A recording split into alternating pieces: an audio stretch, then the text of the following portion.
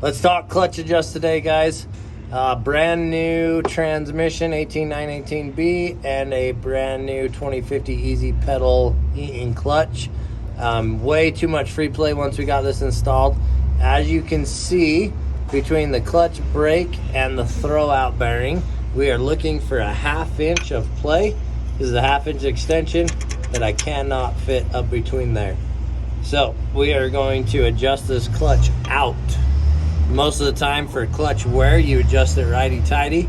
This one, we are gonna go lefty-loosey until we get our 1/2 inch between our throwout bearing and our clutch brake, and then we'll move to the clutch forks and adjust those second. So we'll roll this motor over where we can get to our adjuster, adjust it, set it to spec, and then we'll talk about it some more. All right, you can see we have the adjuster right there at the bottom. This is either a 2-person project or you have to have a pogo stick or something to hold the clutch pedal down, but you have to have someone in there pushing the clutch so our throwout bearing moves over, and then we'll adjust the clutch. Like I said in the video, we are going backwards on this one to gain more gappage between our throwout bearing and our clutch brake. All right, so there's a spring on this adjuster nut. So you have to get it pressed in and hold it in while you're backing it off. Okay, release. Press it. Release.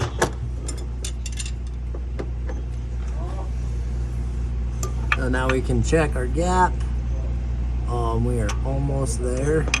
So we'll probably go a couple more. Okay, press and hold.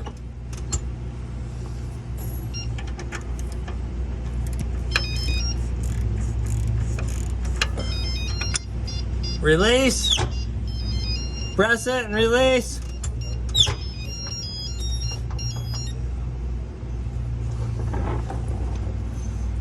All right, now we are right at our 1/2 inch mark.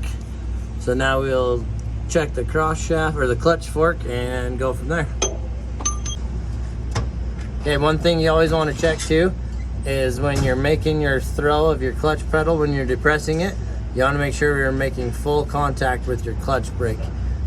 Sometimes when your clutch linkage is adjusted wrong, your throwout bearing will come towards your clutch brake, but it won't actually put pressure on it.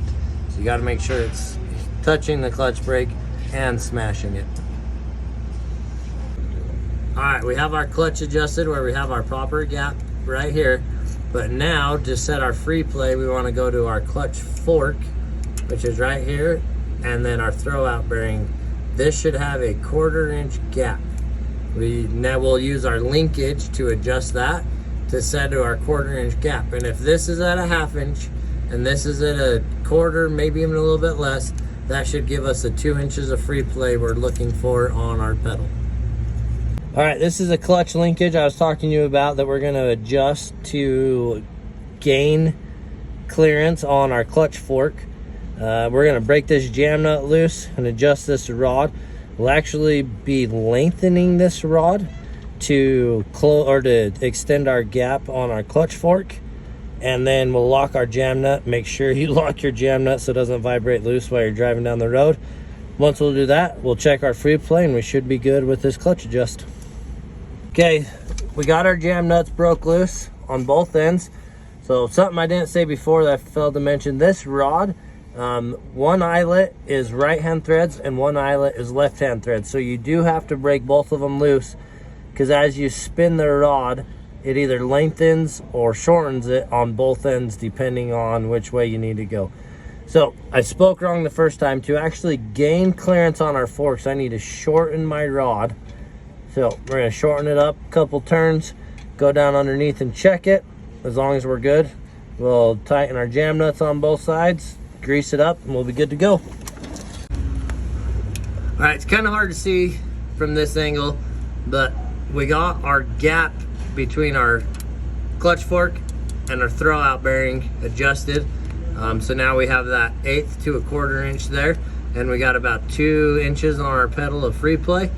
We're gonna tighten everything down now, make sure our detent on our clutch adjustment is out, so it can't move. It can't adjust itself while the engine's turning. Grease everything up and send the truck down the road.